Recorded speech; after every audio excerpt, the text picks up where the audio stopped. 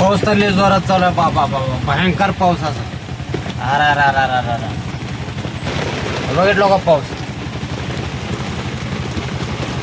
ते पाऊस बघा काय ते अजून काहीच नाही. अजून आता पार रोड जाम झाल्यात आता या पावसानं. भाडं घेऊन आलो तुम्ही आता. भाडं सोडलं लोकेशन लय भारी आहे बरं का सोसायटी. मस्तपैकी माहिती आणि खरं सांगतो काय म्हणा तुम्ही हे आमिर लोकांचं नादच खोळा बरं का. काय म्हणा तुम्ही कुठलं भाडं हे औंध पार्क औंध. एखाद्या घराकडे जायचं ट्रिप भेटला का लय भारी होणार आहे. आज सकाळपासून उपाशी हो. घरी जाऊन जेवण करावं म्हणालो आज. पाऊस चालू आहे जिम जिम जिम जिम. पण असा विषय आहे घरला गेलं का धंदा मूड ऑफ होतं. मग एकदा जर आपण घरला गेलो की मग ते धंद्याचं लिंक तुटते. पण आपल्या पोटा पाण्याचा बी विचार करावा लागते. आता किती दिवस वडापावर दिवस काढायचं. थोडा घरापासलं ट्रिप भेटावं माहिती. आणि खरं सांगतो तुम्हाला बाणेरचं बी जर भाडं भेटलं का नाही मला तिथून जायला सोपं होतं. 5-6 किलोमीटर आहे तिथून जवळ. काही विषय नाही. मग तिथून एमटी गेलो तरी काही विषय नाही. मग जेवण करून फर्स्ट क्लासपैकी अजून कामावर लागायला येतं. काही विषय नाही. बघा लोक ऑटोवाले कसं थांबल्यात खाली.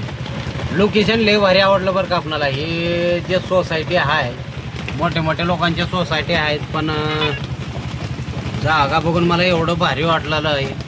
इकडं बाजूला गार्डन जंगल. अरे लय खतरनाक. आता खाली उतरून बनवलं असतो मी पण पाऊस चालू आहे त्याच्यामुळं मला खाली उतरता येत नाही. आता पावसाळ्यात वापरायचं रेनकोट वापरावं लागते बरं का. नाहीतर बचाक्कीने फोर व्हीलरवाले उलाले तर बचाक्कीने उडवून चालल्यात. पाणी पूर्ण अंग भिजवून चालले. ते वापरल्याशिवाय काहीच इलाज नाही. आता वापरावंच लागतंय रेनकोट. बघतो जरा भाड्याचं भेटते का बघतो. आपल्या घराकडचं बाणेर इकडलं वाकड ह्या साईडचं भेटावं म्हणजे लय भारी होणार आहे मला. कारण की घरी जाऊन पोटा पाण्याचं जरा बघतो काय तर उपाशी आहो सकाळपासून. वडापावर दिवसा काढ. अंगात ताकद पाहिजे हो. अंगात ताकद ठेवून चालवावं लागते. आणि ते ताकद वाढवण्यात टायमावर जेवण पाहिजे.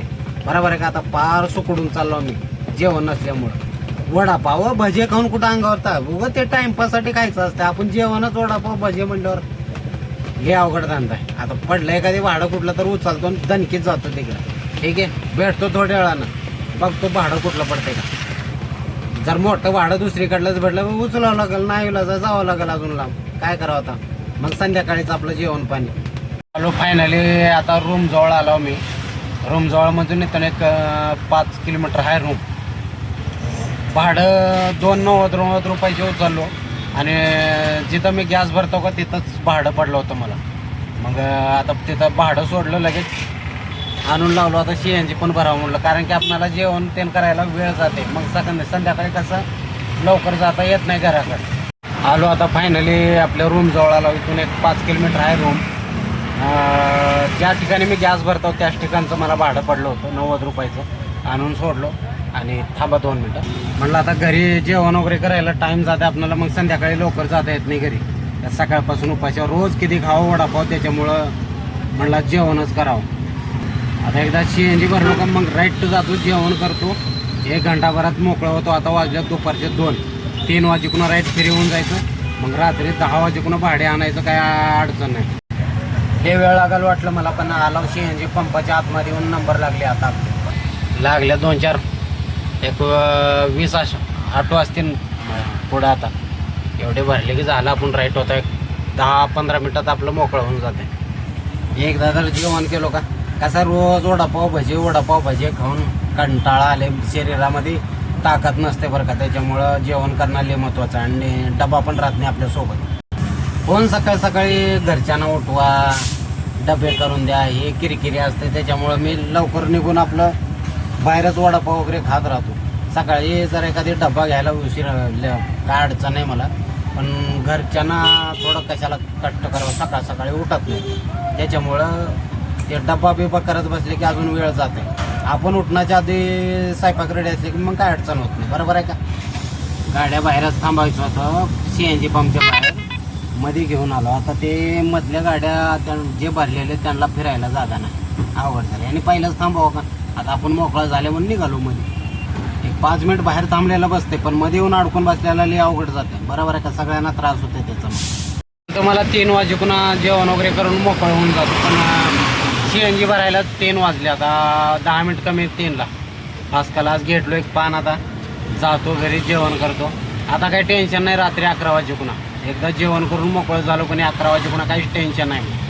आपलं निवांत टॅका हाणत राहायचं. कारण की विषय कसा आहे माहिती आहे का, संध्याकाळच्या टायमाला ट्रॉफिक जास्त असते, 10 वाजे पुन्हा ट्रॉफिक जास्त असते आणि त्या ट्रॉफिकमध्ये धंदा होत नाही.